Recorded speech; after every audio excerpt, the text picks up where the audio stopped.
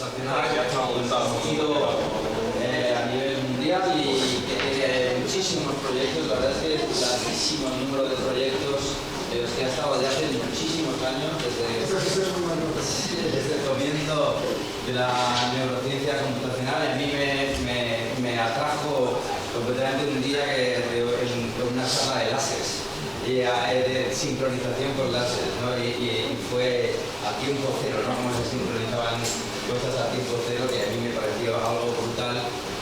Y fue la primera persona que realmente me explicó o me dio un modelo explicativo sobre cómo funcionaba el tálamo, es decir, qué es lo que realmente hacía el tálamo en el cerebro. Le llamamos un kenas, una película que estaba muy realista precisamente sobre estas temáticas. Él es físico, es catedrático de física de la Universidad de las Baleares y actualmente ellos tienen un centro de investigación, María de Maestri, que es el director.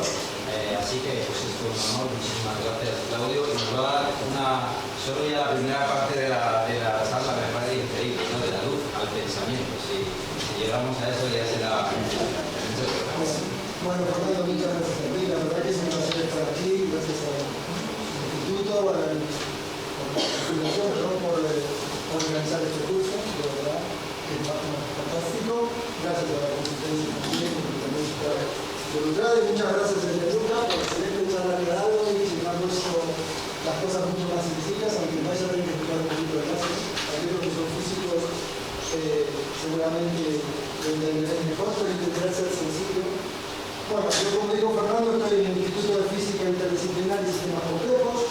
Física interdisciplinar, porque los físicos que ya estudiamos, no sé cómo decirlo, que están en la llama, en áreas como son básicas de la física, que va desde la biología, la neurociencia, la economía, la psicología, en todo donde podemos nos metemos. Y sobre todo hacemos los estudios desde el punto de vista que son los sistemas complejos. ¿Qué son los sistemas complejos? Bueno, una vez escuché decir a una persona que según un avión de Airbus es un sistema muy complejo. Un avión de Airbus es un sistema muy complicado. No es un sistema muy complejo. La definición de sistema complejo es muy específica. No solamente depende de la actividad de los nodos o de los agentes, como se dice en la mano. Los agentes pueden ser personas, neuronas, coches, lo que sea, sino de la interacción. Y la interacción modifica la actividad de la gente. Y eso no pasa en un sistema complicado, eso solo pasa en un sistema. Por eso cuando Luca explicaba de las conexiones y cómo las conexiones alteran la dinámica de las neuronas, por eso es un sistema complejo. ¿Y por qué? Porque no podemos explicarlo en base a las componentes. Todos habéis escuchado la frase, la suma es mucho, como dice el todo, es mucho más que la suma de las partes. Pero hay ejemplos mucho más divertidos. Por ejemplo, yo puedo saber perfectamente cómo mueve un pájaro, puedo saber cómo vuela, cómo sube, baja, etc. Puedo entender cómo mueve las alas, pero soy incapaz de explicar con eso cómo se mueve una bandada de pájaros. Una bandada de pájaros depende de la interacción. E incluso puedo saber todo en un coche perfectamente cómo funciona, todo cuánto consumo, puedo conducirlo perfectamente, pero no puedo explicarlo a las partes, porque eso depende de la interacción. Por lo cual, para entender a los sistemas complejos, no solamente tenemos que entender a los agentes, que muchas veces no es lo más importante, sino suele ser más importante la interacción. Bueno, solo quiero contaros un poquito quiénes somos. Donde estamos, somos un centro mixto entre la Universidad de las Islas Baleares y el Consejo Superior de Investigaciones Científicas, que ha sido creado en el año 2017 con una misión de desarrollar una investigación transversal y estratégica en sistemas complejos, siguiendo el enfoque establecido por el físico. El 90% de los que estamos ahí somos físicos. Cuando hablamos de interdisciplinar, como dije, transferencia de conocimiento, conceptos y métodos para crear puentes con disciplinas más tradicionales. Cuando hablamos de estratégica, estamos invitando a hacer estudios avanzados y estratégicos en sistemas emergentes, con un fuerte impacto potencial, y tratamos de evitar lo que sea la investigación básica y la aplicación. Yo voy a contar hoy algo que yo creo que surgió en una investigación básica y acabó siendo una investigación aplicada. Porque no podemos seguir distinguiendo la investigación básica y la aplicación. Todos y todos. Esto es un poco la gente para algunos de los que estamos ahí. En este momento somos 105 personas. Tenemos 26 investigadores de 18 países.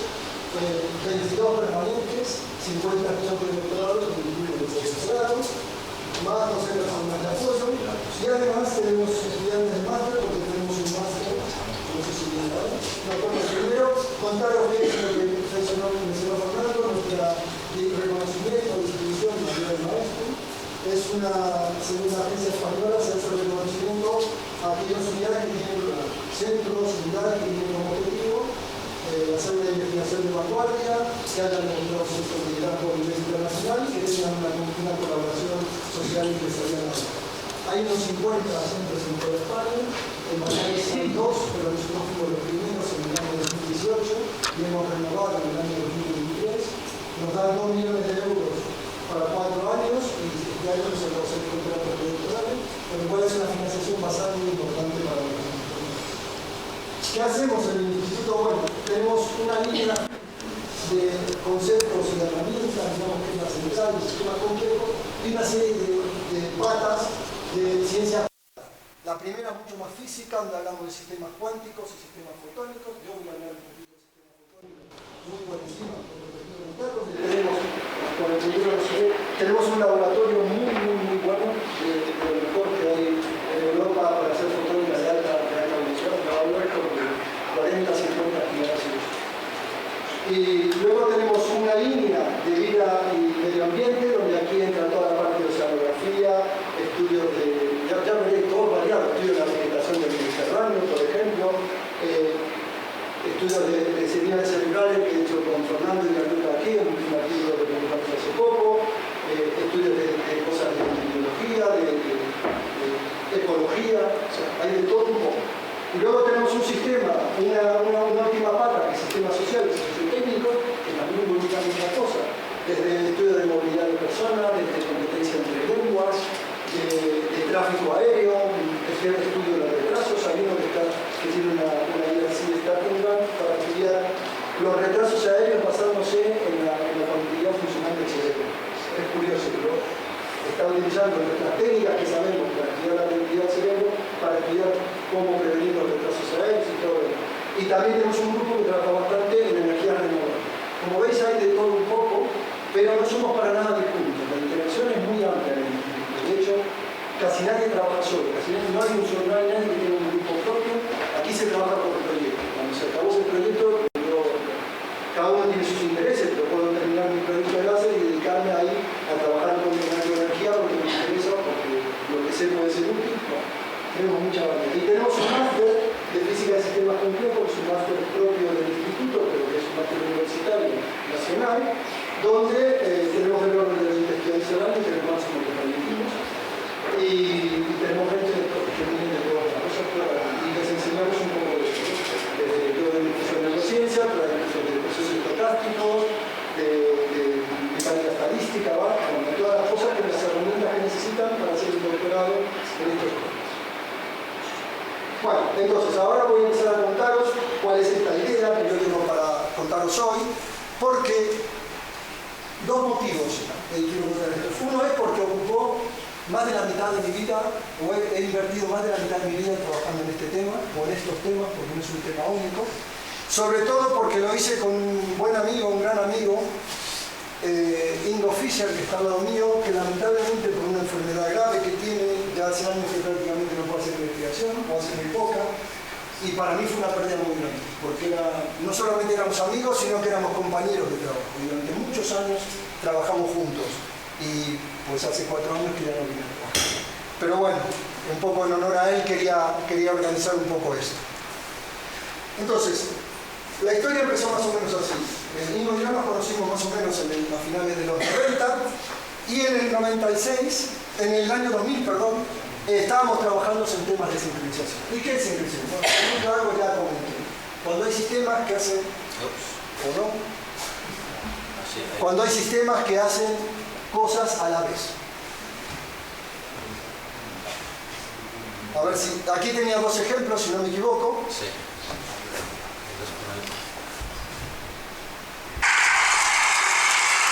Este es un ejemplo de un público que está aplaudiendo en una obra, y estos son los metrónomos, de una forma evolucionan temporalmente ambos. Al principio cada uno va por su lado, pero la interacción hace que todo el mundo acabe haciendo lo mismo.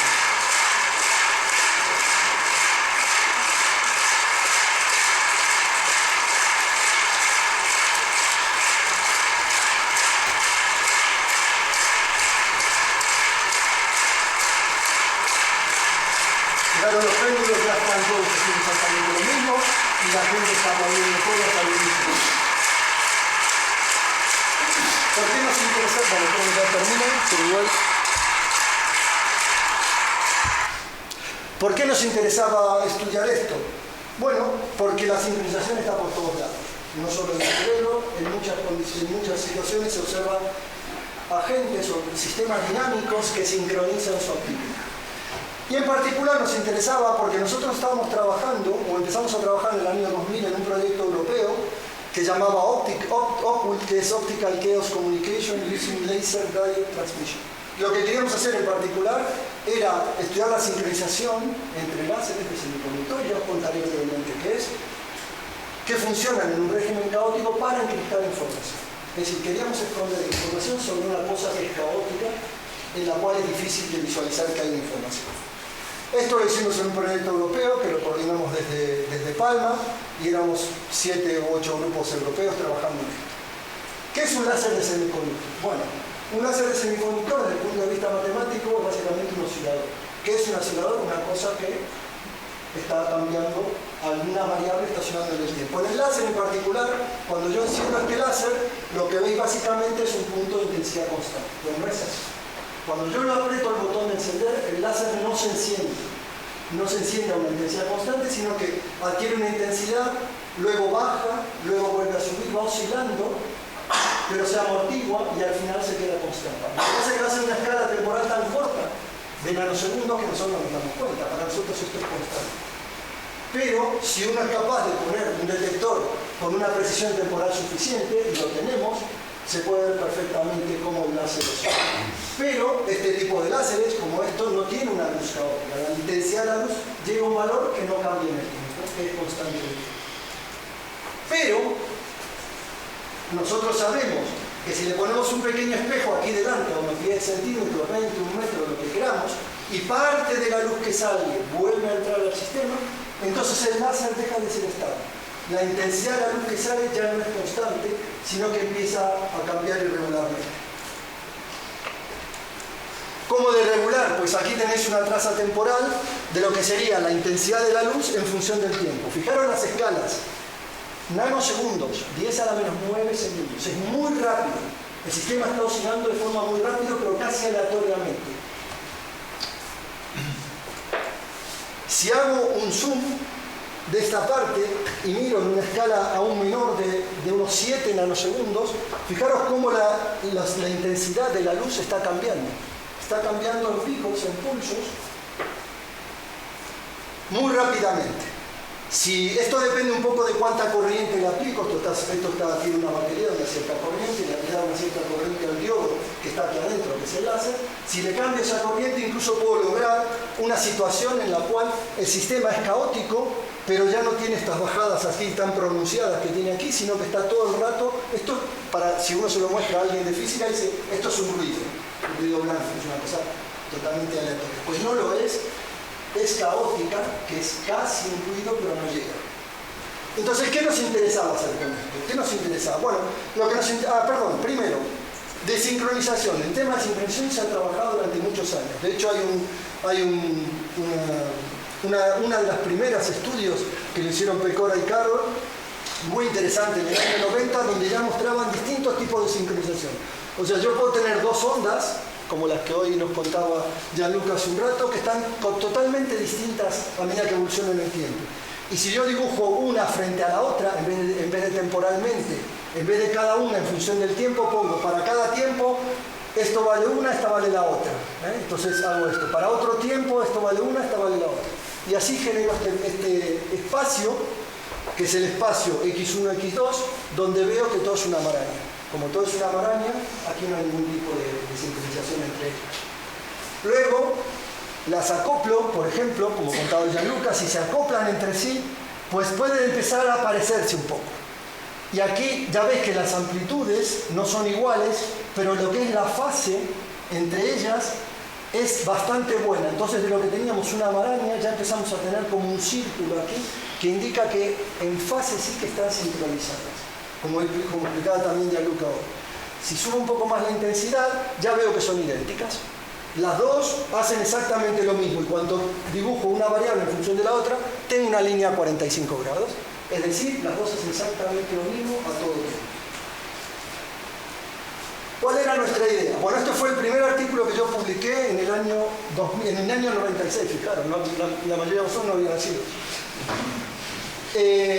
Con mi amigo Pera Colet, que trabaja aún en el instituto con nosotros, Priscila era una investigadora aquí de Madrid que falleció hace unos cuantos años. La idea era la siguiente. Yo tengo mi láser con mi espejito enfrente y yo sé que hace una salida de intensidad de la luz que es caótica, una cosa como esta. Y tengo un receptor y voy a intentar que mi emisor y mi receptor se sincronicen. Es decir, que lo que sale de aquí y lo que sale de aquí se parezca mucho entre sí. Esto me lo indica esta línea a 45 grados, donde la intensidad de la luz o la potencia óptica, o la variable que queramos llamar, es la misma en los dos. Entonces, ¿ahora qué hago? ¿O qué hacíamos? Le poníamos una señal pequeñita, o sea, perturbábamos esto con una señal que era lo que yo quería transmitir, tan pequeña que apenas se podía distinguir. Que de hecho no se distingue, porque en una portadora caótica un poquito de cambio en la amplitud no significa absolutamente nada. Pero este láser, que es el receptor, lo que hace es sincronizarse a la portadora de la señal, no a la perturbación. Entonces, como yo a la entrada tengo la señal con mi información y a la salida tengo solo la señal, cuando resto, recupero la información. Y entonces esto era una manera de transmitir información sobre una portadora, en vez de una portadora normal o periódica, sobre una portadora caótica. De esto surgió un artículo, el único artículo que tengo en Nature, la verdad, y no es mucho mérito mío, pero el primer experimento que hicimos en la ciudad de Atenas, que fue el resultado del proyecto europeo, donde hicimos una transmisión hasta 100 y pico de kilómetros, utilizando portadoras caóticas y encriptando información sobre esa portadora. Pues en esta época estábamos trabajando muchísimo en este tema. Era un tema, aquí tenéis por ejemplo los resultados, aquí tenéis el mensaje que poníamos, este es el mensaje, aquí tenéis la portadora donde uno no ve absolutamente nada de esto, y este es el mensaje que recuperamos al cabo de 100 kilómetros de transmisión. O sea, el sistema era bueno, funcionaba, y bueno, tiene sus pros y sus contras, obviamente, nada es perfecto, ya sabemos. Entonces, ¿qué pasó? Bueno, estábamos estudiando esto con Ingo, en ese momento había ido a hacer una estancia en Japón y había empezado a estudiar con más detenimiento los láseres acoplados con realimentación óptica. Entonces, que cuando yo tengo un láser, le pongo un espejo y parte de la luz me vuelve, pues la luz, como ya os conté, es bastante aleatoria, la intensidad de la luz cambia con el tiempo. ¿Qué pasa si yo ahora lo acoplo? Todo es un experimento, con lo cual aquí hay divisores de haces, hay aislantes ópticos, porque la luz tiene que ir de un sitio al otro. Acordaros que yo voy de un maestro o de un emisor a un receptor. O sea, tengo que aquí poner algo que no me permita la luz que vuelva, esto se llama aislante óptico, entonces la luz solo puede viajar en esta dirección, llega al otro láser y el segundo láser me genera una onda que es idéntica prácticamente. Ya se sincroniza, ya lo sabíamos. Esto es un experimento, esto no es un modelo. Lo que yo mostré antes era un modelo. El modelo es perfecto. El experimento tiene una cierta dispersión. No es perfecto, pero la dispersión es alta. Así que, Ingo y yo teníamos un proyecto juntos. Además del europeo, teníamos un proyecto de colaboraciones que tiene, creo que es del ministerio, esto para ir, no sé si en el ministerio del CSIC, para ir a hacer estancias entre dos grupos de investigación en un par de semanas.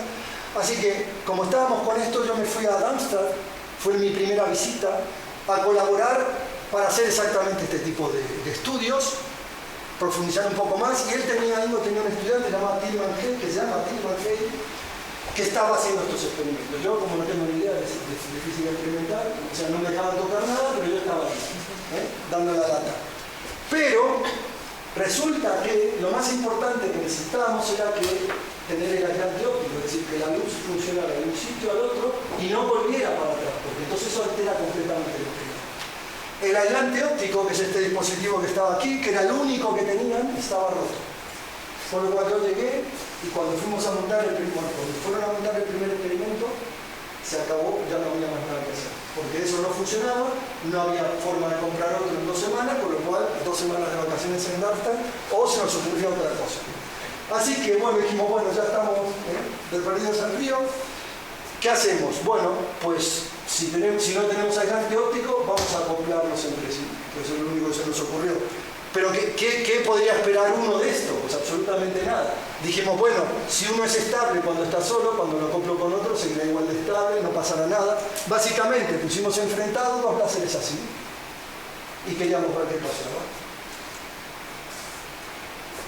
Hay una cosa importante en todo esto, que el acoplamiento no es instantáneo, porque aunque la luz es muy rápida,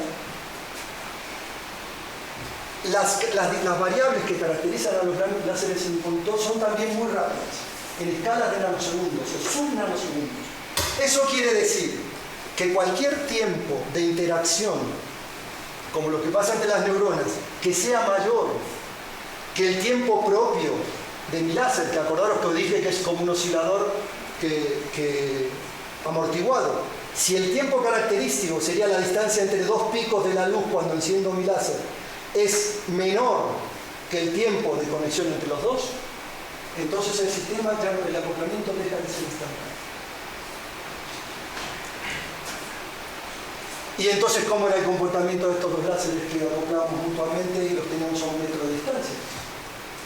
Pues curiosamente, muy parecido a un láser con un solo espejo. Aquí tenéis, esta es el láser emisor y este es el láser receptor.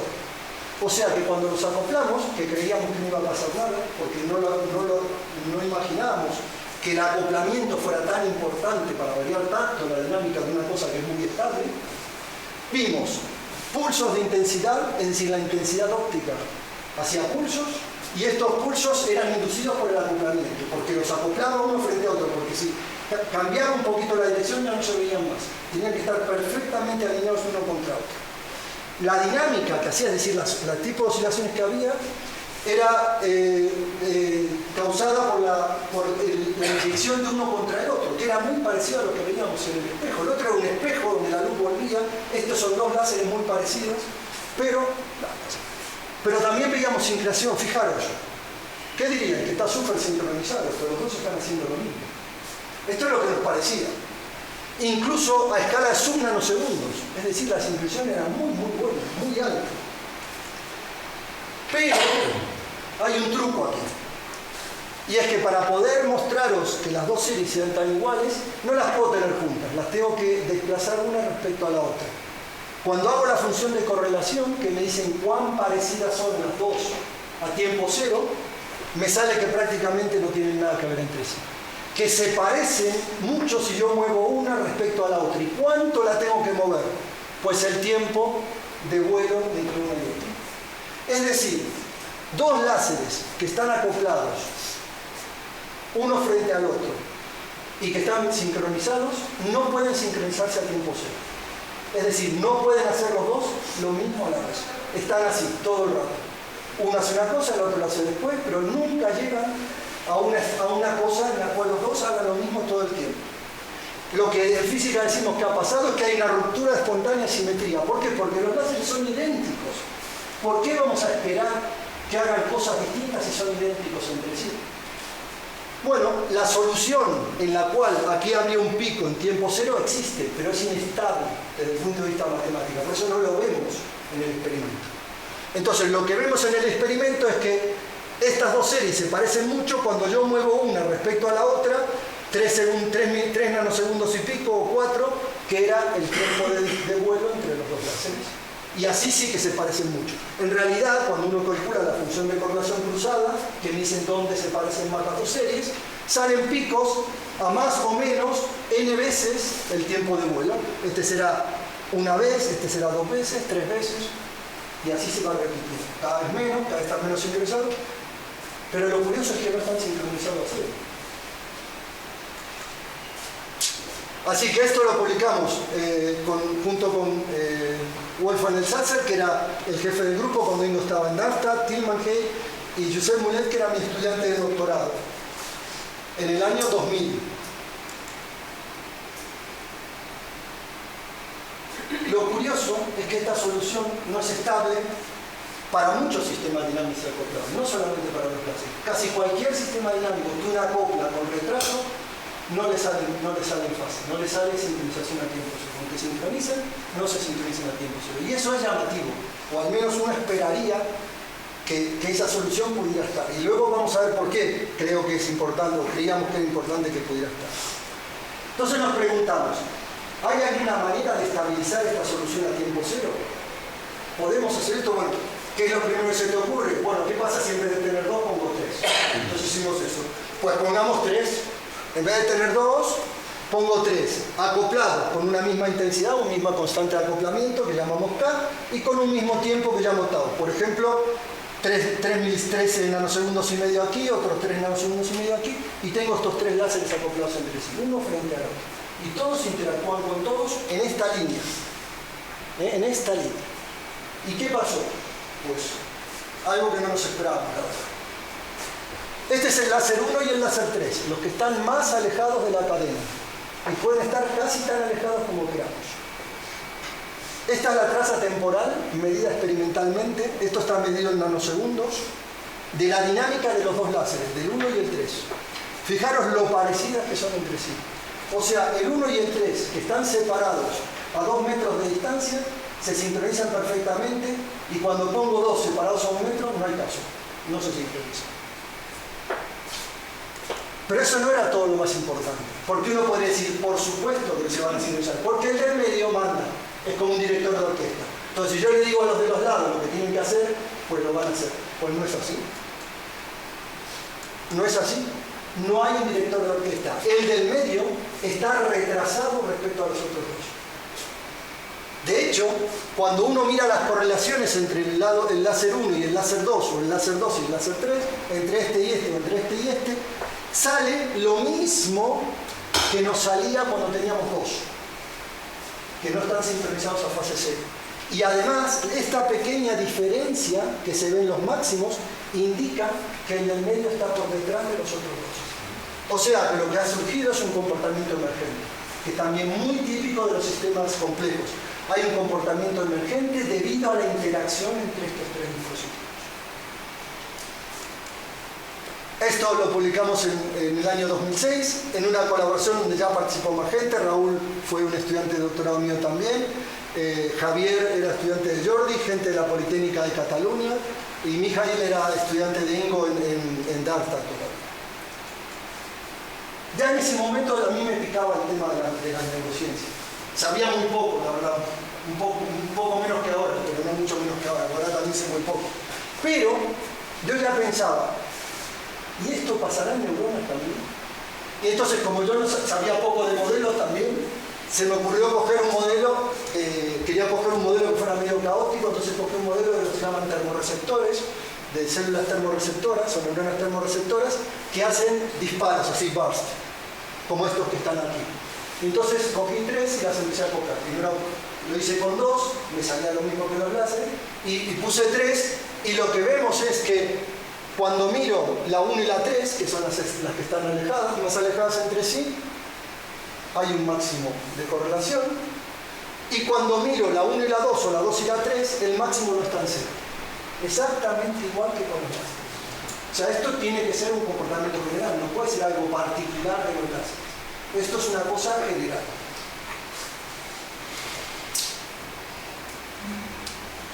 Entonces pensamos, bueno, ya os digo, sabíamos muy poco de neurociencia, dijimos, pero esto podría ser relevante para la sincronización cerebral, porque sí que sabíamos que había experimentos de gente muy importante que hablaban de sincronización a tiempo cero en el cerebro.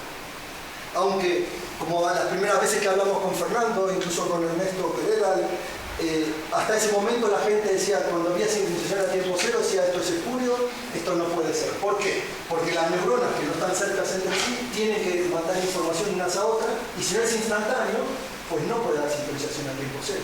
Bueno, esto es lo que la gente creía, y en general decían, esto hay que quitarlo porque viene de la misma fuente y es el conductor que dice lo que tienen que hacer los otros, etcétera, etcétera. Entonces, había unos trabajos muy interesantes de Wolf Singer, para mí uno de los científicos más brillantes que he conocido y con el cual tengo una muy buena relación, de los años 90, anterior a la Genocidio, donde decían que incluso en presencia de retrasos de acoplamiento sustanciales, diferentes áreas corticales muestran una sincronización isócrona a, quitarle la S, fase 0. Es decir, que ellos ya veían haciendo medidas con electrodos, que había áreas del cerebro que estaban muy distantes entre sí, muy distantes. ¿Qué quiere decir? Las neuronas disparan a milisegundos. Si yo las tengo a 20, 30 milisegundos, es mucha distancia. Y sabían que áreas que estaban separadas por 30, 40, 50 milisegundos podían oscilar a la vez al tiempo cero. Y no había una explicación de por qué pasaba eso. Bueno, ¿a qué estaba relacionado esto? Seguro que vosotros habéis escuchado hablar del feature binding o de la percepción coherente. Es decir, cuando nosotros miramos un objeto, no lo vemos por par, no vemos primero el color, después la forma, después no, lo vemos todo a la vez. Pero esa información no se procesa toda en la misma parte del cerebro. El color se procesa en un sitio, la forma de la posición espacial en otra, etc. Entonces, ¿cómo hace el cerebro para integrar toda esa información y verla de forma coherente, toda a la vez? Bueno, pues este era el ejemplo típico. Esto está en un artículo de Scholarpedia de Walt Singer, que se llama Binding by Synchrony, donde dice que las neuronas separadas, que están separadas espacialmente en el cerebro, que responden al color, por ejemplo al verde, al azul o al blanco, a los contornos, orientaciones, a la textura, etc. Y su hipótesis es que cuando los rasgos proceden de un mismo objeto, en este caso de la mujer, estas neuronas disparan al mismo tiempo y de la misma manera, o sea, están sincronizadas. Esto sería lo que viene de la mujer, esto sería lo que viene del perro.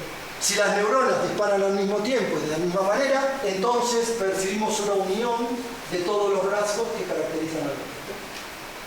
Bueno, esto ya nos parecía interesante, porque ahora estaba, ¿quién explica esto? ¿Qué mecanismo es capaz de explicar eso? Bueno, primero, que se me coló esto y no lo quería estar. Bueno, primero, ¿por qué queremos hacer un modelo del cerebro? Ya tenemos los resultados experimentales, ¿para qué queremos hacer un modelo? Bueno, hay muchos motivos, por suerte, por qué queremos hacer un modelo. Primero, si el modelo es adecuado, nos permitirá, entre otras cosas, acceder a todas las variables de las neuronas que pongamos en nuestro modelo. Eso incluye potencial de membrana y todas las corrientes, algo que nadie experimentalmente puede hacer. Primero, experimentalmente, neuronas individuales se pueden medir 1, o 2, o 3 a la vez, pero no los miles de millones que hay. Luego uno usa electrodos extracelulares, pero entonces ya no ve una, ve varias neuronas a la vez y ya no distingue la influencia de una de la otra, o es más difícil. O sea que el modelo, si es bueno, tiene sus ventajas. También nos permite estudiar neuronas de tipo inhibitorio, porque las que se detectan normalmente utilizando electrodos son las excitatorias, por la forma que tienen. Las neuronas inhibitorias son casi de forma morfología bastante circular, y entonces el campo que genera es cero. Entonces no se ven, son difíciles de ver. Entonces para verlas hay que hacer muchas veces pincharlas para mirar su actividad. En el modelo las tenemos todas y podemos caracterizarlas a todas. Nos permite hacer predicciones en situaciones distintas que quizás no se han considerado en el experimento. Esto podría guiar al experimentalista a continuar su investigación y no hacer todo el tiempo prueba y error, ¿no? Porque cuando uno trabaja con animales, tampoco quiere, aunque sean ratones, tampoco uno quiere matar 50 ratones para probar algo. Si uno tiene algún apoyo que le indica que quizás si va por esta línea es mejor, pues los experimentos están mucho más guiados. ¿Cuándo consideramos que un modelo es adecuado? Bueno, sobre todo cuando es capaz de reproducir observaciones experimentales, al menos cualitativamente, porque cuantitativamente es importante. Como ya se dijo muy bien en la charla anterior, somos incapaces de simular al cerebro como un modelo. Solo podemos aproximarnos y dar unas ciertas... Y en muchos casos tenemos que tener bien ajustados los datos con los parámetros con datos experimentales, algo que también ya Luca mencionó, que nosotros también hacemos. Estamos trabajando en sistema visual y ahí tenemos del orden de 250.000 neuronas, y ajustar las conectividades, a pesar de que tenemos toda la estructura de conexiones y demás de experimentos en ratones. Luego en el modelo hay que hacer ajustes a los datos experimentales con herramientas de machine learning y demás, para que el modelo sea lo más parecido a la realidad posible. Entonces esto diría, ¿será el modelo una reproducción perfecta del experimento? Nunca, jamás, nunca. Pero es importante conocer sus limitaciones y no caer en conclusiones erróneas. El modelo nunca será perfecto, pero sí que nos puede ser de mucha utilidad. Así que la gente se preguntaba, ¿cómo pueden dos conjuntos neuronales distantes sincronizar sus disparos con retardo cero, incluso en presencia de retrasos no despreciables cuando interactúan entre ellos? Entonces esta sería la idea. Yo tengo dos ROIs, regiones de interés, acoplados con una cierta intensidad, además están acoplados de ida y vuelta, y las dos están haciendo lo mismo, pero este acoplamiento no es instantáneo, sino que tarda un cierto tiempo. Pero las dos hacen lo mismo. Nosotros teníamos nuestro artículo en láseres con esa pequeña simulación neuronal, que era un apartado insignificante, digamos, de la revista, fue solamente por una publicidad que yo insistí en ponerlo, pero se lo enviamos a Wolf Singer, que no le conocíamos casi de nada, pero sabíamos que él sabía de este tema. Y entonces le escribimos y le contamos. Wolf es una persona muy ocupada, extremadamente ocupada, y no nos hizo ni caso durante un tiempo. Pero al cabo de un mes, cuando nosotros ya habíamos enviado el artículo a publicar, nos contestó y estaba muy entusiasmado con la idea. De hecho, nos invitó a Frankfurt, dimos una charla allí, y posteriormente, para continuar este trabajo, vino un estudiante suyo que se llama Gordon Pipa, que ahora está en Osnabrück, que es profesor de allí, vino a Palma 3 meses a terminar de desarrollar las ideas que teníamos en mente. Porque él sí que sabía de neurociencia, cosa que nosotros no sabíamos. La pregunta era, ¿cuál es el sustrato físico y anatómico que da esta sincronía a tiempo cero? Entonces había algunas ideas, gente muy buena trabajando en este tema. Y ya había gente que decía, bueno, hay conexiones córtico-corticales, son importantes para la sincronización. Las conexiones inhibitorias pueden ayudar. Las que llaman gap junction, que son las conexiones directas, que no son químicas, sino que son eléctricas, también ayudan a que haya sincronización a tiempo cero. Las redes complejas, todo esto potencia la sincronización. Pero cuando yo las tengo alejadas, todas estas ideas son muy difíciles de que me lo expliquen. De hecho, había un artículo o dos artículos en revistas muy importantes en Nature, fijaros, en Nature y en los presidentes de National Academy of Science, donde postulaban que una red de este tipo, es decir, una excitatoria y una inhibitoria, dos grupos de excitatoria y inhibitoria conectados de una determinada manera, pueden sincronizarse a tiempo cero. Porque dice que las neuronas inhibitorias facilitan la aparición de doble pulsos y cuando el tiempo de conexión coincide con esa distancia, pues puede hacer que disparen a tiempo cero. Pero claro, eso es una situación muy específica, no vale para cualquier tiempo. Tengo que ajustar muchos parámetros. Creíamos que la idea que teníamos nosotros podía ser más sencilla y quizás más realista que intentar imponer estas condiciones. Así que intentamos generalizar nuestra idea de los láseres a las neuronas. Y empezamos como siempre. Vamos a empezar con lo más fácil. Cojamos 3 neuronas, porque si no funciona esto ya nos podemos olvidar. Si con 3 neuronas no funciona, olvídate. Entonces lo que hicimos fue tomar 3 neurones, alfa, C y beta, que las conectábamos bidireccionalmente, con una cierta intensidad y con un cierto tiempo de retraso entre ellas. Lo mismo que habíamos hecho para los láseres y el primer boceto que yo había hecho para las otras neuronas. Pero hay que tener en cuenta que los láseres son osciladores y las neuronas son sistemas excitados. Esto quiere decir que la mayor parte del tiempo no hacen nada y de golpe hacen un disparo. Los láseres no son así, el láser está todo el tiempo emitiendo. Además, cuando yo acoplo los láseres, el acoplamiento es continuo, porque como no hay luz todo el tiempo, se están influyendo constantemente uno con el otro. Las neuronas no, las neuronas solo se influyen cuando hacen un disparo. Así que las neuronas se acoplan con sinapsis química, que es un acoplamiento de impulsos. Cuando no hay pulsos, las neuronas están como desconectadas entre sí. O sea que no es una conexión continua. Con lo cual, nada garantizaba que lo que veíamos en los láseres pasara aquí, porque los sistemas son bastante distintos. Bueno, aquí rápidamente también utilizamos, como eran solo 3, pues nos podíamos dar el lujo de simular el Hodgkin y Huxley, que contiene una ecuación diferencial para el potencial de membrana, con 3 corrientes, una de sodio, una de potasio y una que involucra a los demás iones, cloro, magnesio, todos los que puedan estar, una corriente exterior y una corriente sináptica para conectarlas. La corriente sináptica la modelamos con estas funciones, que llaman funciones alfa a veces. La parte matemática no tiene mucha relevancia, pero lo que es importante es que la corriente sináptica tiene un tiempo de retraso, es decir, cuando hago una sinapsis no la hago instantáneamente, la hago un tiempo posterior que depende cuánto tarda la señal en llegar de aquí a aquí. Y ahí poníamos unos 15 milisegundos, 10 milisegundos, que es mucho más que la dinámica propia de la neurona, que está en la escala del milisegundo, de un milisegundo. Aquí tenéis un poco la función que conecta las dos neuronas. Ya os voy a contar que si eso funciona, pues hay que avanzar, porque nadie te va a creer esto, ningún neurólogo o neurocientífico te va a creer el modelo de 3 neuronas, obviamente. Entonces dijimos, bueno, vamos a mantener entre neuronas, pero en lugar de poner un solo tiempo, vamos a poner varios, como si se conectara por muchos axones. Y ya veremos lo que pasa. Entonces, básicamente podríamos tener un acoplamiento con un cierto tiempo fijo o una distribución de tiempos de acoplamiento entre ellos, para hacerlo un poco más rico. Cuando empezamos, entonces hacemos la simulación. Vamos a hacer la simulación. Elegimos unos parámetros de las neuronas que me da un cierto régimen de disparo.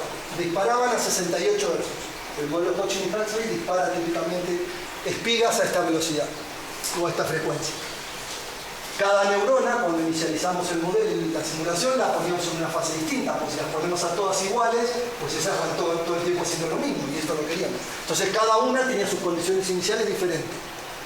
Luego variamos la forma de la sinapsis, los tiempos de subida y bajada de sinapsis, para ver si esto influenciaba. También probamos neuronas excitatorias e inhibitorias, hicimos bastante pruebas. Y lo que siempre veíamos es que había una autoorganización hacia una sincronización de espigas de las neuronas externas.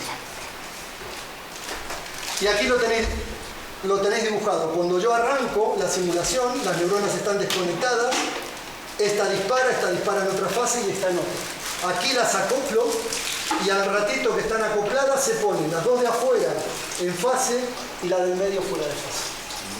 Tal y como veíamos en el caso. Y esto era cierto para acoplamientos excitatorio-excitatorio o inhibitorio-inhibitorio, distintas funciones alfa, era muy general.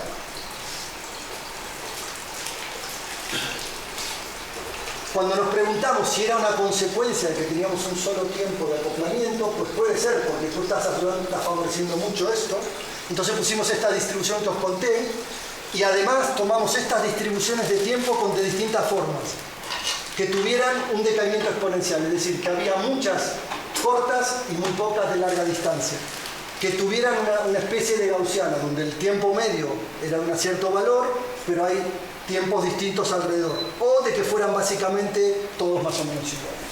Y lo que veíamos era lo siguiente: cuando yo dibujo el tiempo medio que hay de separación entre las dos neuronas, el tiempo que tarda la señal en ir de una a otra, y la pongo en esta escala, que va de 0 hasta 14 milisegundos, y en este lado pongo la forma de la distribución, veíamos que esto caracteriza cuán sincronizada está. Cuando vale 1 quiere decir que está muy sincronizada, cuando vale 0 está muy poco sincronizada.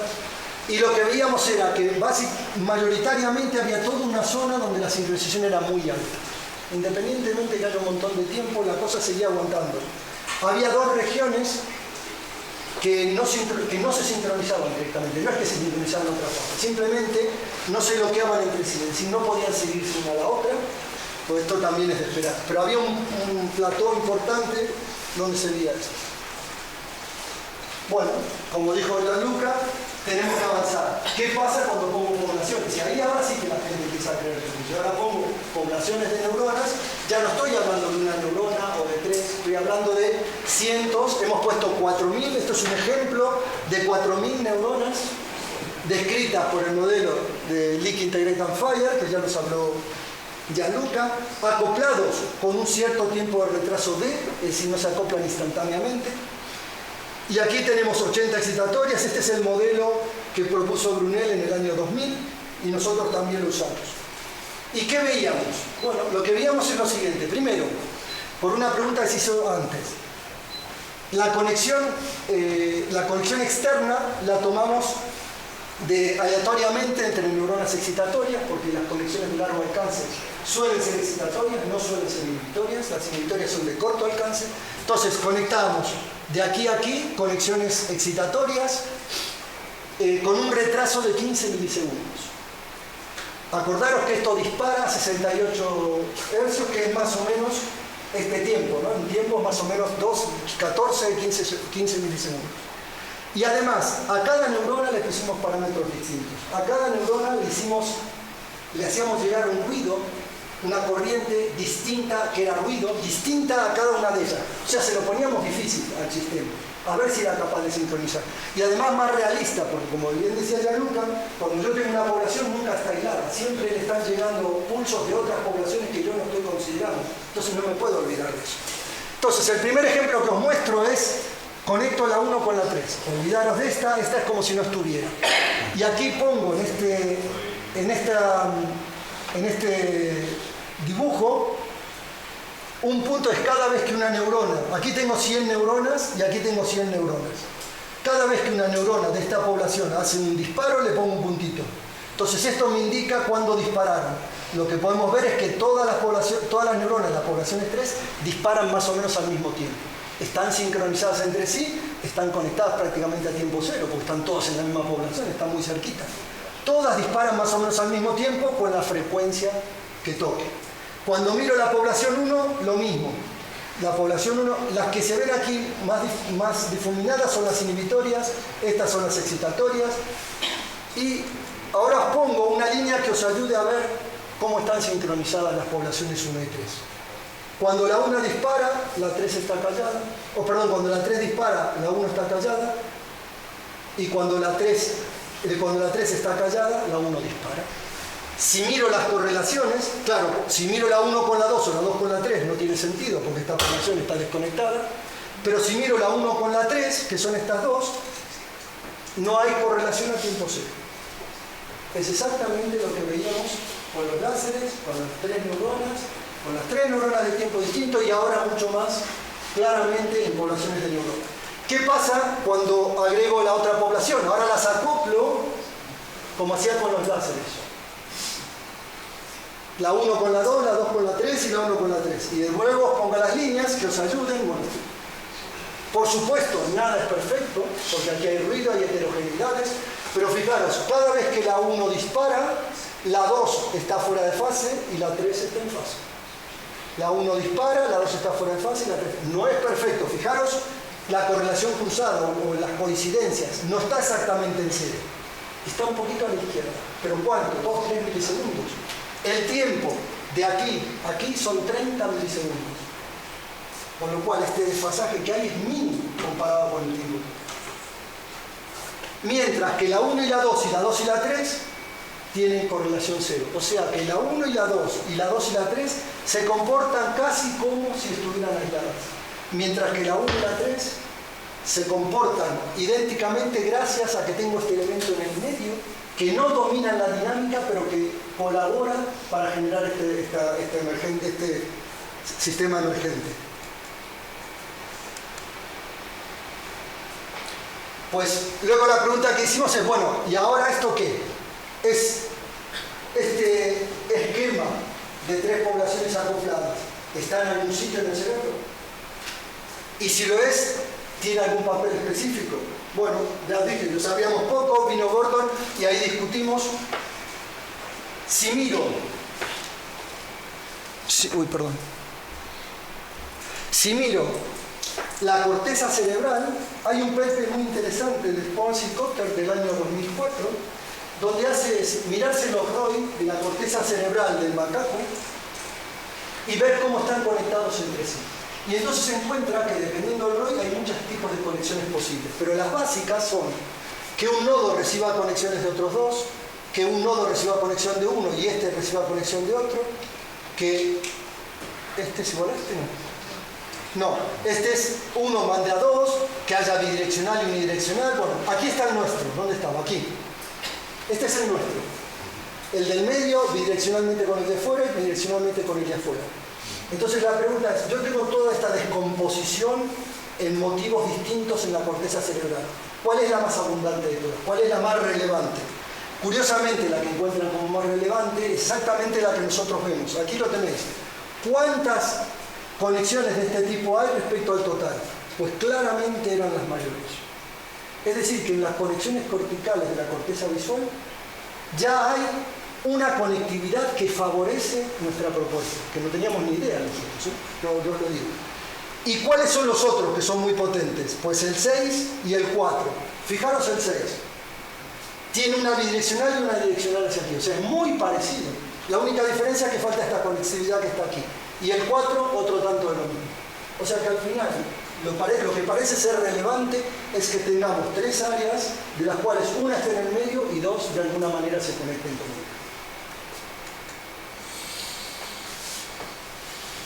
Y el esquema este es fisiológicamente plausible, además de la corteza. Bueno, también sabemos que el tálamo es la principal unidad de transmisión de información sensorial al corte y tiene conexiones bidireccionales.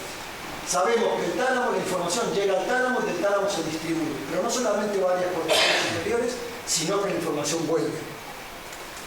Y además había un artículo muy interesante de Contreras, que era bastante antiguo, el año 96, donde tenían el siguiente experimento.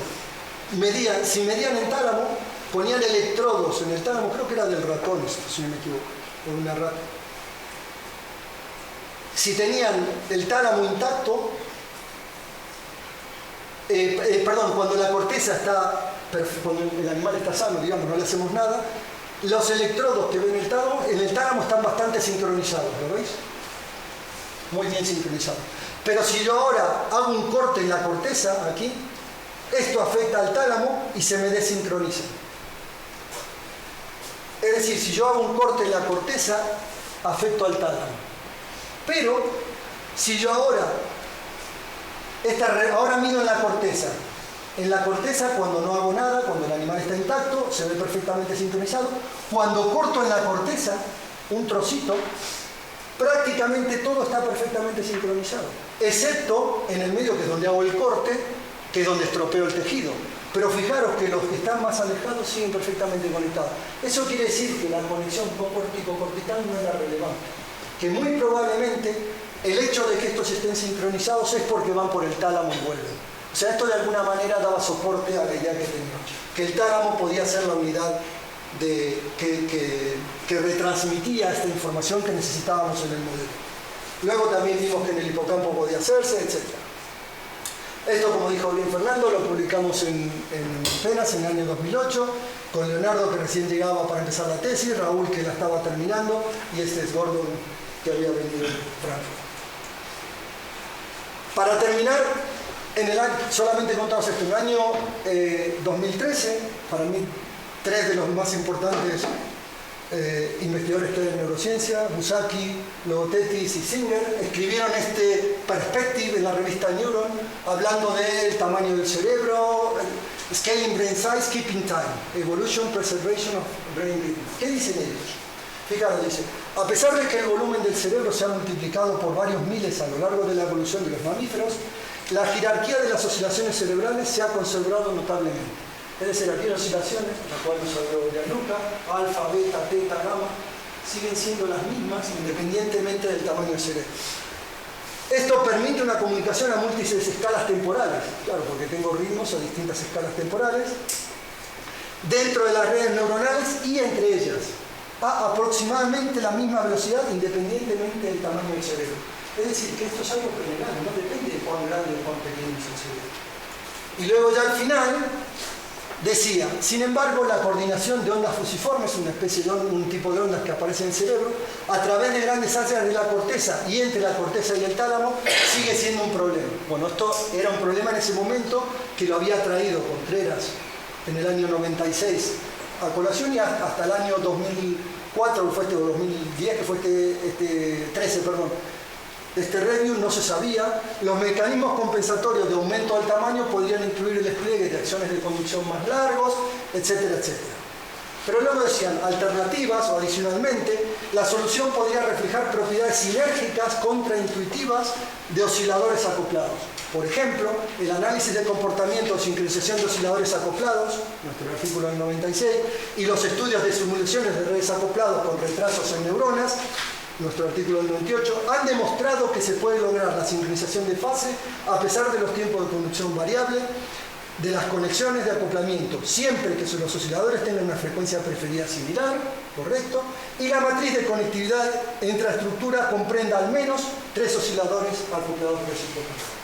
O sea, ellos, que para mí son de la gente más importante de neurociencia, creía o cree que este puede ser un mecanismo para explicar al final esto tiene que ver con la percepción coherente, el hecho de que dos regiones del cerebro que están espacialmente separadas puedan sincronizarse al tiempo cero. Como dije antes, la sincronización es un fenómeno omnipresente, está en todos sitios, en el movimiento de la bandada de pájaros, En las luciérnagas en Asia, donde se las ve que cuando están para marearse, se sincronizan, la interacción entre ellas hace que sincronicen los disparos de la luz. En el cerebro, ya lo sabemos todos. Fue Christian Huygens el primero que se dio cuenta, en el año 1665, que dos péndulos colgados de una pared podían sincronizarse. Y fue curioso porque lo descubrió mientras estaba haciendo un viaje en un barco, estaba enfermo y aburrido, y estaba en la cama, y se le ocurrió mirar los péndulos que tenía colgados en la pared. Tenía dos, porque se usaban dos por si uno dejaba de funcionar, pero el otro, y se dio cuenta que si los perturbaba, los péndulos se volvían a sincronizar. O sea, esto empieza hace 300 años, no, más de 300 años. Y por supuesto, en el caso de los láseres o de otros sistemas, donde incluso si la dinámica es caótica, pueden sincronizarse a tiempo cero, lo cual es más sorprendente, porque una cosa que es periódica, uno podría esperarlo; cuando la cosa es caótica, las interacciones son más fuertes y uno esperaría menos. Así que creo que hemos demostrado con estos trabajos de todos estos años que la sincronización a largo alcance a fase cero puede surgir entre dos sistemas, sean periódicos o caóticos, en presencia de un elemento de retransmisión. Este elemento puede ser activo o pasivo, porque incluso hicimos experimentos de los láseres cambiando el láser de medio por un espejo semitransparente, con lo cual parte de la luz volvió a un láser y parte iba al otro. Ese es el truco, redistribuir la energía, que parte me vuelva y parte vaya al otro. Es un poco como las conversaciones: si él no me escucha y yo no me escucho a mí mismo, no podríamos mantener una conversación. O sea que tampoco es una cosa tan rara. Hemos demostrado que la sincronización a tiempo cero puede ocurrir bajo ciertas circunstancias, no siempre ocurre, en láseres mutuamente acoplados y desde el punto de vista de teoría, separados a cualquier distancia que queramos. Hemos probado hasta kilómetros de separación. Es un fenómeno emergente que viene de la interacción. No tiene nada que ver con cuál separados estén. Y hemos propuesto que este mecanismo puede transferirse a circuitos neuronales, dando lugar a un mecanismo alternativo que proporcione sincronización a tiempo o fase, si son sistemas periódicos, a cero o casi cero, de largo alcance entre, por ejemplo, áreas corticales. Y es posible que el tálamo actúe como elemento de relevo, aunque los circuitos córtico-corticales con la misma configuración producirían resultados similares a la que observábamos en el tálamo. Así que con esto termino y os doy las gracias por vuestra atención.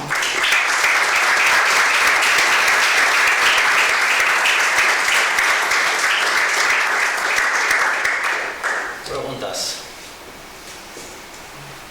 Yo tengo una pregunta. Fácil. No, Fácil. Creo que sí. ¿Cómo es importante la simetría entre los dos receptores que tienen un mediador? Sí, bueno, normalmente Simetría en vista. la frecuencia es importante. Que oscilen a la misma frecuencia es importante. Luego el acoplamiento puede cambiar, la correlación puede bajar un poco, puede moverse un poquito de cero, pero no es relevante. Yo creo que lo importante de esto es entender que si yo los tuviera separados y tuviera que contar el tiempo total para sincronizarlos, sería, por ejemplo, 60 milisegundos, no, 30 milisegundos en el caso de las neuronas. Y yo las sincronizo con un tiempo que es del orden 1 o 2. Que creo que lo importante es que el tiempo en el cual sincronizan es mucho menor que el tiempo de viaje entre las dos. Entonces, cuando tú tienes ciertas heterogeneidades, aunque las poblaciones teníamos, porque poníamos un montón de heterogeneidad, la correlación no salía de 0, pero salía en menos 1 milisegundo. Si no estuvieran 15 milisegundos a 20. Muy buena pregunta. A la diferencia entre los dos. O sea, la fase que varía siempre la diferencia. La fase a la cual correlación al máximo sería 5. El módulo entre la diferencia de las dos. Con lo cual todavía es mucho menor que los 30 milisegundos o los 40 que tardan en la reunión. Sí, cuando los tiempos son distintos, sincroniza la diferencia de tiempo. Vale, entonces la siguiente pregunta era sobre para interpretar qué pasa con los diferentes motivos que enseñabas en ese paper de... Sí, de Olaf Response. Aquí me pensaba utilizar la teoría de grupos matemáticos de simetría para intentar ver si las representaciones de los grupos en las ecuaciones pueden explicar por qué en algunos casos hay simetría y en otros no. No lo sé. Olaf es una persona que ha trabajado muchísimo en estas cosas y a lo mejor él puede tener algo. Yo no lo he visto. Lo que hicimos con él fue un artículo donde estudiamos una variación de modelos distintos, desde neural masses y un montón de modelos para entender un poco cuándo había sincronización a tiempo cero y cuándo no. que lo publicamos en PLOS Computational Biology ya en el 2014, pues fue en una visita de uno de mis estudiantes que fue a trabajar con él ahí. Pero eso es lo máximo que hemos llegado a hacer. Seguramente desde el punto de vista matemático se puede hacer más cosas, estoy de acuerdo. Por esos motivos se han explorado también desde el punto de vista de si ya hay sincronización, también hay fenómenos de este tipo. No lo sé, no puedo asegurar que no puedo asegurar. Nosotros hemos visto otro tipo de sincronizaciones, lo llamamos sincronización anticipada, que también hablé con Fernando, en algunos de esos motivos, que es parecida a esto, pero no es lo mismo. Pero nunca hicimos un estudio matemático de cada uno. Nosotros no. No, súper interesante, muchas gracias. No, una pregunta que yo te quiero hacer respecto a estos terceros elementos, que debería ser todo terceros elementos en el cerebro o sea, son dos preguntas en realidad. La primera pregunta es, ¿serían las zonas de más alta densidad de conectividad los terceros elementos? Es decir, los hubs son esos terceros elementos que sincronizan o no. Y la segunda parte de la pregunta es, muchas de las cosas que nosotros vemos en neurofisiología en humanos no se sincronizan a tiempo cero. De hecho, tenemos mucha sincronía que no es a tiempo cero. Y es muy relevante clínicamente, o incluso las propias redes en epilepsia no están a tiempo cero, y lo hemos calculado, tú lo sabes. Así que, de alguna manera, estos terceros elementos no contribuirían a estas sincronías que no son a tiempo cero, ¿o cómo sería? Vale, la primera que me hiciste... Son los hubs. Habíamos mirado, sí, claro, los hubs, si yo tengo un hub y tengo todo alrededor nodos que se conectan contra él, pues cada uno de ellos es como un motivo V como este, con lo cual el hub es uno de los que tiende a hacer que todo lo que hay alrededor se sincronice así. Lo otro, tiene toda la razón del mundo, hay situaciones en las cuales el hipocampo, sí, sin más, entra por la corteza entorrinal capa 2, da toda la vuelta y es un circuito unidireccional, con lo cual este no se va a sincronizar en tiempo cero. O sea, hay que cumplir ciertas características. Nosotros lo que impusimos fue, aunque podría haber algunos cambios que hicimos de estudiar qué pasa con distintas frecuencias o qué pasa con distintos acoplamientos, es tomar un sistema muy simétrico, en el sentido que lo que sale de aquí llega aquí, lo que sale de aquí llega aquí, los acoplamientos son idénticos, los tiempos son idénticos. Esto es lo más simétrico que hay, pero no es lo único. ¿Qué pasa cuando uno tiene, por ejemplo, me podrías haber preguntado, qué pasa si tengo una conexión córtico-cortical, no solamente tálamo-cortical, que también sabemos que la hay? Bueno, lo que encontramos de modelos es que si la conexión córtico-cortical es más débil que la tálamo-cortical, se sincronizan a cero. Pero si empieza a ser más fuerte, ya empiezan a ponerse fuera de fase, porque el que domina es como si tuviera dos, y cuando tengo dos no sincronizo a tiempo cero. Entonces, sí que hay muchas situaciones, lo que tú dices es totalmente válido. No podemos generalizar, pero hay algunas situaciones en las cuales esta sincronización se observa. También es verdad que hay gente que no ha podido repetir los experimentos de Singer, y eso también se ha dicho. No todo el mundo los ha podido hacer. Pero si esto es cierto, nosotros lo que proponemos es que puede ser este mecanismo, pero nosotros no somos quien para decir que este mecanismo es, y hay muchas más cosas, vamos. Tiene todo el sentido del mundo porque energéticamente es mucho más plausible. O sea, el ahorro energético que produce eso es mucho mayor que el tener todo conectado con todo, tener esos terceros elementos que sincronicen, es mucho más, energéticamente y fisiológicamente ahorras muchas más fibras para que no tenga una cabeza así de grande, si todo estuviera conectado con todo, ¿no? También es cierto que es importante recalcar que tener sincronización no significa nada. Tengo que transmitir información. Y la información no se transmite a tiempo cero. O sea, yo lo que tengo es sincronización para empezar. Y luego ya tendré que transmitir. Pero tener sincronización, desde el punto de vista de tener información, no significa absolutamente nada. No estoy transmitiendo información. Luego pasaré señales como puede y donde pueda. Sí, con respecto al delay ese que es mínimo, pero al final existe, ¿se ha hecho algún tipo de medida de direccionalidad? Es decir, ¿se puede medir que va desde la neurona 2 hacia la 1 a 3 la información, o con medidas de energía o algo así, o bueno, no corresponden? No, nosotros lo que sabemos es que si el tiempo es muy corto, por ejemplo, si yo las conecto dos a un tiempo corto puede ser de 1 a 3 milisegundos, déjame cargar eso. Se pueden sincronizar a tiempo cero. ¿Por qué? Porque todavía el tiempo de acoplamiento no es mucho mayor que el tiempo propio de la dinámica de la neurona, que es del orden del milisegundo. Mientras que eso pase, la sincronización a tiempo cero es estable. Pero en cuanto me paso ese tiempo, de hecho, ahí sí que hemos hecho un poco de matemáticas con modelos de Uramoto, que se pueden tratar analíticamente, y ver dónde aparece el corte. Pero que lo curioso, y para mí lo más interesante, y que yo nunca escuché ninguna explicación, y yo no la tengo por supuesto, es que no paso continuamente. Vamos a ver, yo tengo dos poblaciones, las conecto a tiempo cero, sincronizan a cero, las conecto a 1, sincronizan a cero, las conecto a 5, ya no están a cero, están en antifase. No hay una transición continua de cero a fuera de fase, hay un hueco en el cual no se sincronizan. ¿Y qué pasa con esos tiempos? O sea, hay tiempos en el cerebro que hacen que dos regiones no se puedan sincronizar nunca. Porque es que además no es pequeña la ventana, a lo mejor hay 2 milisegundos entre un tiempo, yo que sé, de 3 hasta 5, donde no hay sincronización. Con lo cual, si no hay sincronización, ¿qué pasa ahí? Luego se vuelven a sincronizar. Luego, cuando el tiempo está llegando al periodo de la onda, vuelven a sincronizarse a cero. Pero otra vez el salto es discontinuo. O sea, no es que vaya continuamente de fase cero a antifase y vuelva a fase cero. No hay huecos donde no hay sincronización. Y ahí, nosotros nunca supimos explicar por qué, no sabemos qué podría pasar, no sé. Si es que el cerebro compensa, si se la busca para que eso, no sé, no lo sé.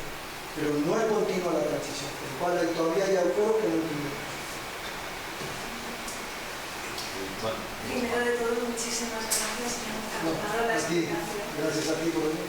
Te quería preguntar, hemos estado viendo cómo se sincronizan neuronas, poblaciones neuronales. Ahora también se habla mucho de sincronización entre propios cerebros e incluso corazones. No sé si también estáis investigando al respecto o qué es. Yo no, pero nuestra amiga en común sí. Sí. NASA Castellanos, que sí que ha mirado muchas cosas de esas, y Fernando, por supuesto, sí que habéis mirado cosas de sincronización del corazón con el cerebro. Sí, a tiempo cero. ¿No? A tiempo cero. Sí. Y hay sincronía. De hecho, cada vez que hay un latido se produce una hipersincronía en el cerebro. Vamos, eso está, no solo nosotros, sino Talon Baudry también lo ha medido con magnetos de farmacología. Cada vez que hay un campo magnético del cerebro que afecta, que se ve, es un artefacto que nosotros vemos típicamente, se produce una sincronía de fase entre muchas regiones del cerebro. Sí que hay una comunicación. Hay una señal, al menos, que afecta a la actividad cerebral. No sé si es que es una comunicación, pero al menos es una modulación de un ente frente al otro. Y lo mismo ocurriría con dos cerebros. Sí, yo sé que se están mirando cosas y lo que no sé muy bien es cuál es la interacción. ¿Qué es el campo que interactúa cuando interactúan los cerebros? No lo sé. Lo de la microbiota sí que lo sabemos también, ¿no? La microbiota del intestino con el cerebro también. Pero bueno, eso puede ser quizás por la sangre. Sí. Y hay señales, por ejemplo, a una frecuencia lentísima de 0.2, un hercio, que afectan a señales muy rápidas, es decir, hay sincronía cross-frequency, hay en 3 frecuencias también sincronía, que son más difíciles de modelar matemáticamente, pero creo que pueden existir porque se modulan, vamos, la actividad cerebral a partir de esas señales de frecuencia lenta que producen otros órganos. Pero en este caso, entre dos cerebros, por ejemplo, ¿cuál sería el sustrato? O sea, ¿cómo se explica esto? No, porque al final yo creo que el tercer elemento que pone Claudio es la clave. Tú tienes un tercer elemento que es la comunicación. Al final el lenguaje, por ejemplo, que es lo que te da a ti. ¿Por qué tú y yo nos estamos comunicando? Porque hay otra cosa que nos hace que entendamos y que nos comuniquemos. Eso es lo que hace que nos sincronicemos. O lo que hace, por ejemplo, que nosotros hemos hecho, perdona Claudio, hice la respuesta, pero nosotros hemos hecho un estudio con 4 violinistas. Con esta locura que nos contó un día acá Claudio, a mí nos volvió locos y dijimos, pues vamos a hacer hyperscanning en 4 violinistas. Pero quedamos con el de la no es el violín, es el otro, el cello. Quedó en que él iba a irse una fusa. Quedamos con él. Todos los demás era un cuarteto de cuerdas súper profesional, llevaban toda la vida tocando juntos, bueno, de hecho tocan por todo el mundo, son extraordinarios, pero el cello le quedamos con él que se iba a desincronizar una fusa, y eso para los músicos es terrible, tú no lo percibes probablemente, pero ellos inmediatamente medimos el EEG a todos ellos, iban perfectamente coordinados, en ciertas regiones del cerebro iban bastante bien coordinados, y en el momento en el que este hombre se fue a una fusa, todos se fueron. Y de hecho pararon y dijeron, ¿qué es esto? ¿Qué está pasando? ¿No? O sea, ellos, pero claro, ¿qué es lo que les estaba sincronizando? La música. El sonido era lo que les estaba sincronizando. Ese era el elemento externo a cada una de las neuronas que estaba sincronizando. Y esto fue gracias a esto que ha contado Claudio. A eso nos ocurrió que debería ser de esa manera. Y alguna vez también intentamos poner dos músicos, después no lo hicimos, pero la idea era buena. Poner dos músicos y que no se vieran, que solo se escucharan y empezar a retrasar uno respecto al otro, a ver hasta cuándo podían tocar la misma canción a la vez. Porque tú estás recibiendo lo que tienes que tocar y tú sabes lo que tienes que tocar. Entonces llega un momento que se desincroniza eso. ¿Puedes o no puedes? ¿Y hasta cuándo? Yo creo que no lo hicimos, pero encontramos no nos una dieron que era dinero. muy baja. Sí, no nos dieron dinero. No nos dieron dinero para ello, pero sí. Pero creo que después apareció un artículo así como un poco, Sí, milisegundos, sí. ya es suficiente para que no puedan coordinarse los dos, tocar lo mismo. Pero hubiera sido interesante hacerlo, la verdad que... Sí. No, sigue siendo interesante, de hecho. Bueno, yo tengo dos preguntas, una un poquito más filosófica y una un poquito más basados en lo nuevo. La primera es si la entropía, o sea, si la sincronicidad sería como rebeldía o fuerza contraria a la entropía, o sería producto de la propia entropía. Esa sería la primera pregunta. Esa es la fácil. Siguiente. Bueno, la siguiente pregunta sería, digo que no era como el director de orquesta, pero lo que entiendo es que sí sería como el pentagrama, como si hubiera una programación previa a la sincronicidad también. No. ¿No? Esta te la contesto fácil. Sí. No es así. No, porque nosotros no hemos recibido todavía, digamos, es como estamos hablando antes. Si yo tengo al director de orquesta tal, bueno, pues, en los estadios de fútbol, en los estadios de fútbol cuando grita una tribuna y grita la otra está totalmente fuera de fase, porque la señal está demasiado tiempo. Si yo allá en medio lo tengo atrasado, esté como esté, va a recibir primero la señal de nosotros antes que nosotros lo escuchemos. Con lo cual, no hay... No, lo que hablo más sería como una programación, una tendencia programada a sincronizarse. ¿O sería completamente producto de las circunstancias? No, no es producto de las circunstancias, es un fenómeno emergente de la interacción. Yo diría que no tiene por qué haber. Además, cuando hablamos de sistemas caóticos, que es mucho más difícil, yo no diría que son procesos propensos a sincronizarse. Porque en realidad uno esperaría que un sistema caótico no se sincronice. De hecho, sincronizar sistemas caóticos es muy difícil, este es el problema. Y sin embargo, se sincronizan y encima cuando pongo el elemento en medio, puedo ponerlos muy separados en principio. Yo diría que no, pero tampoco estoy 100% seguro. De lo primero, mucho menos. No lo sé, yo supongo, me da la sensación como que de alguna manera la sincronización es una reducción de la entropía, ¿no? De alguna manera en el sistema. Porque tú, algo que tienes dos partes, que si hacen cosas distintas, la entropía creo que es mayor que si hacen lo mismo. Esa sería mi primera respuesta intuitiva, pero nunca lo he pensado. O sea, de alguna manera por eso tenemos que tener dinámicas de sincronía, de sincronización. Y de hecho, cuando en los estados patológicos, los más patológicos son los que no alcanzan entropía otra vez. O sea, una vez te puedes sincronizar para comunicar, pero te tienes que desincronizar y tiene que ser otra vez el sistema relativamente entrópico, si no, tienes un problema. No, es un poco lo que pensamos, que la sincronización de alguna manera va a facilitar la comunicación, la conexión. Y es verdad lo que se conoce, totalmente cierto. Tú no puedes estar todo el tiempo sincronizado. De hecho, se sabe que no está todo el tiempo. Las cosas se sincronizan cuando está haciendo algo con atención, por ejemplo. Cuando es una tarea que requiere atención, ahí se ve sincronización. Y si no, no. Y esto lo hemos visto en ratones haciendo tareas, y cuando se sientan a rascarse así, está todo desincronizado en el hipocampo. Y cuando están después de un objeto nuevo, que suena así, las fases en alfa y en teta se sincronizan tremendamente. O sea, la sincronización parece que se vuelve fuerte cuando necesitamos resolver cosas, cuando necesitamos prestar atención, y creo que cuando dormimos también hay mucha historia que nos ocurre. Sí, en redes. Juan, tenías una pregunta. Iba un poco en ese... Bueno, en lo que has comentado, que entiendo que el papel del tercer elemento de alguna manera es distribuir la información entre los dos extremos, pero Eso explicaría una sincronización entre los sistemas periódicos, pero ¿cómo explicas la sincronización entre dos señales caóticas? Pues no sabes lo que va a venir. Bueno, en el fondo, a ver, a lo mejor no quedó claro de lo que dije, no es instantánea la sincronización al 100%. O sea, tú pones en marcha el sistema, tarda un cierto tiempo, cada un cierto tiempo suele ser bastante corto, el sistema se sincroniza de una determinada forma. O sea que, para empezar, no es instantáneo, con lo cual, y que sea caótico al final. O sea, de alguna manera una neurona 1 predice lo que va a hacer la neurona 2. Es que, bueno, que no está prediciendo de alguna manera. No es predecir, porque estamos hablando de sincronización nada más. Yo cuando hablo de predecir, pienso en información, no hay información de por medio. De hecho, cuando metimos señales, ya ves que no pasan instantáneamente. Cuando la tercera tarda todo el tiempo en escuchar lo que tú pones en una, tarda todo el tiempo en recibirla.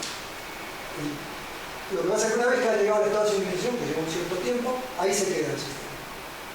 En esa situación. Pero no es instantáneo, por lo cual necesitas un tiempo para alcanzar. Que puede ser muy corto, pero necesitas un tiempo.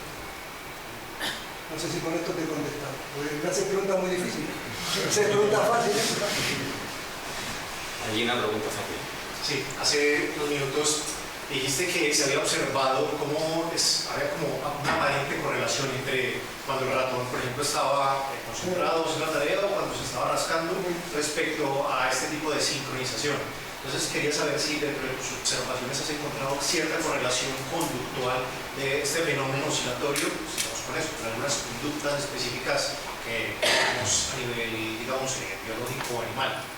Nosotros esto lo hacemos con un amigo de Alicante que estudia ratones y lo que los teníamos era en una arena de estas donde se mueven y lo que hacíamos al día siguiente era le cambiábamos el suelo o le poníamos inicialmente tenían unos cilindros en el medio que ellos aprendieron a reconocer y un día siguiente se lo cambiamos.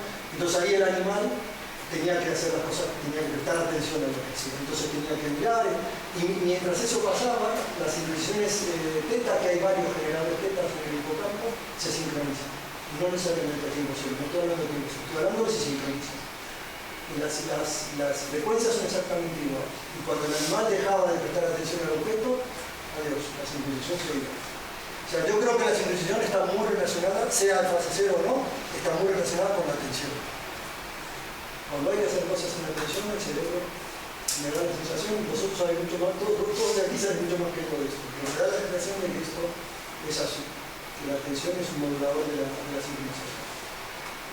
Claudio, hemos hablado mucho de sincronía a la misma frecuencia, pero ¿cómo las señales se podrían, hemos hablado tú y yo alguna vez de la interferencia temporal de las señales, y un poco por comentarlo, ¿no? O sea, cómo dos señales de diferente frecuencia se podrían sumar y podrían generar más potencia de estimulación o cómo el synchronous frequency afectaría a esta comunicación. Bueno, esto lo pregunta por un día hace. Lo pregunta, lo saca a colación porque hace no mucho descubrimos un artículo súper interesante que nos pareció, la bomba.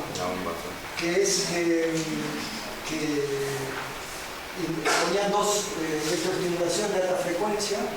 Entonces una era de 1 kHz, sabéis que el cerebro es básicamente transparente a frecuencias tan altas, tú le pones 1 kHz y el cerebro no se entera, la modulación a frecuencia tan alta no responde, porque la frecuencia típica, ya dijimos, como máximo son 100 y pico hercios, no hay más. Entonces básicamente transparente, pero si uno hace coincidir dos señales de alta frecuencia, dos estimulaciones de alta frecuencia que son un poquito distintas, por ejemplo una de 1000 y una de 1010 hercios, cuando interaccionan en un punto, resuenan con la diferencia. O sea, lo que se crea es una onda envolvente que es la diferencia de los dos. Y esto es la onda. Porque de hecho mostraban experimentos en animales donde cogían ratones y iluminaban el hipocampo. Medían en el hipocampo, entonces ponían las corrientes y ponían uno de, creo que era 2 kHz y 2 kHz con 10 Hz. Las ponían en el hipocampo, enfocadas para que interactúen en una parte del hipocampo. Y ahí se veía cómo el hipocampo oscilaba en teta, o en 10 Hz en este caso, forzado por estos campos externos. Pero esto quiere decir que si esto funcionara, decíamos nosotros, no hace falta más poner electrodos profundos, porque si tú llegas a cualquier parte del cerebro, basta con que hagas coincidir los haces donde tú quieras. Puede ser en el hipocampo, puede ser en el tálamo, donde tú quieras, que si tú eres capaz de direccionalizarlo y hacerlo que interfiera en el punto que a ti te interesa, puedes hacer que ese punto oscile a la frecuencia que es la diferencia entre las dos ondas que tú estás poniendo, independientemente de cuán profundo esté en el cerebro. Nos pareció la bomba. Bueno, cuando me enviaron este paper, me lo envió Leo, el amigo mío que está en Australia, me dice, esto no es lo que habéis hecho vosotros de lo que llamábamos post-resonance. Entonces me pude volver atrás y teníamos artículos de hace más de 10 años donde, claro, eran mucho más tontos que esto, que yo no me di cuenta nunca que esto tenía esta conducta. Cogíamos una población de neuronas y poníamos dos señales, una de 2 hercios y una de 3 hercios, y veíamos que el sistema resonaba 1 hercio. Y si después poníamos unos ciertos desfasajes, había una ley matemática que se cumplía, pero nosotros hicimos como un estudio muy fundamental. Jamás pensamos que esto podía tener aplicaciones. Alguien más listo, más inteligente que nosotros, se dio cuenta, y ahora, no sé qué va a pasar, pero desde hace 5 años que esto empezó, ya hay dispositivos a la venta, ya hay ensayos clínicos, ya hay patentes. Nadie entiende muy bien cómo funciona todo, pero ya hay de todo. Por lo cual, como decíamos, se han cargado el campo, porque no puedes pedir dinero para investigar, porque ya hay patentes y ya se venden dispositivos. Es muy difícil justificar una investigación básica, pero nadie entiende muy bien cómo funciona. Hay gente que no puede reproducir los experimentos. Ya se han hecho experimentos en cadáveres, por ejemplo. Víctor Hilsa lo ha hecho y nos ha mostrado resultados de lo que le estaban haciendo, y él dice que funciona, pero claro, el cerebro de un cadáver no es el cerebro de una persona viva, con lo cual ahora están haciendo. Pero que lo curioso, no lo puedo entender, es que era un ensayo clínico para gente con Alzheimer. ¿Y para qué? ¿Qué quieres hacer con esto? Primero tienes que saber qué quieres hacer, no saber si puedes afectar la zona que está. Primero hay que saber qué efecto va a tener. Por ejemplo, Santiago, nuestro amigo de Alicante, nos decía que para recuperar la mielina parece que la estimulación eléctrica es muy buena. Puede ayudar a poner en movimiento unas moléculas, no sé de qué, que ayuda a regenerar la mielina. Entonces, por ejemplo, tanto Fernando como Santiago saben que los alcohólicos tienen un deterioro de la mielina muy grande, que no se recupera fácilmente. Entonces, la gente que es alcohólica de mucho tiempo, pues puede que quede afectada la parte estructural para siempre, porque la mielina no recupera. Entonces, estos tratamientos, por ejemplo, si esto funcionara y tiene que ir a zonas muy profundas, podrías intentar hacer esta interferencia, pero tienes un motivo de por qué lo haces. Ahora, yo no escuché ninguna explicación de por qué esto podría ser útil para Alzheimer. Vamos a probarlo en Alzheimer, pero ¿por qué? ¿Qué quieres ver en Alzheimer? O sea, yo no lo he visto. Entonces, es una pena porque yo pensaba que un campo necesitaba una investigación básica más importante de la que se ha hecho para ver si realmente es potencialmente factible, porque desde el punto de vista clínico sería la bomba, pero creo que nadie lo ha hecho y no sé si se va a poder hacer al final o qué va a pasar. ¿Tú no sabes, conoces a alguien que haya hecho desde el punto de vista clínico esto de la interferencia temporal? Sí, creo que están haciendo estudios, pero todavía no han visto nada.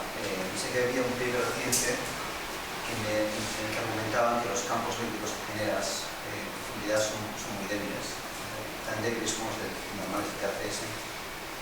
Y bueno, lo que decías, claro, es que los mecanismos con los que estamos actuando no se entienden. Porque un carrera a 2000 Hz puede estar haciendo algo aunque lo estés modulando a una población normal. Pues eso es una pena que la gente se haya... Es que este es el problema que tenemos ahora, ¿no? Que la innovación y todo esto todo tiene que ser innovación, todo tiene que ser ganar dinero, y al final esto puede acabar muriendo y sin hacer nada, porque es difícil que te financien un proyecto europeo, por ejemplo, esto es muy difícil.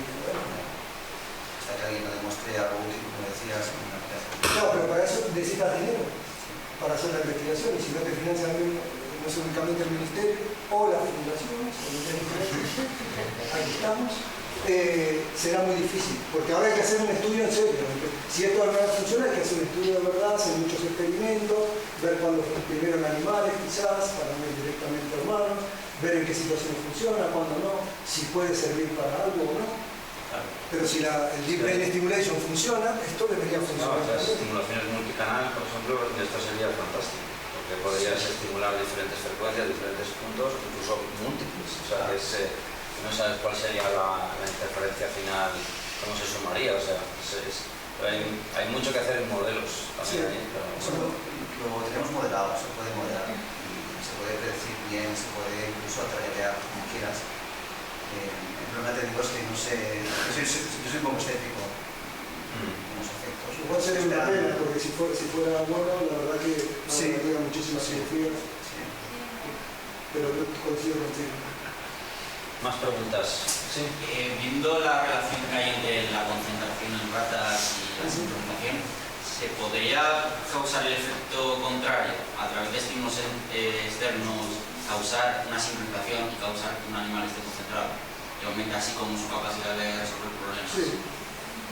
Sí, se hace de hecho con electroestimulación, es lo que hace.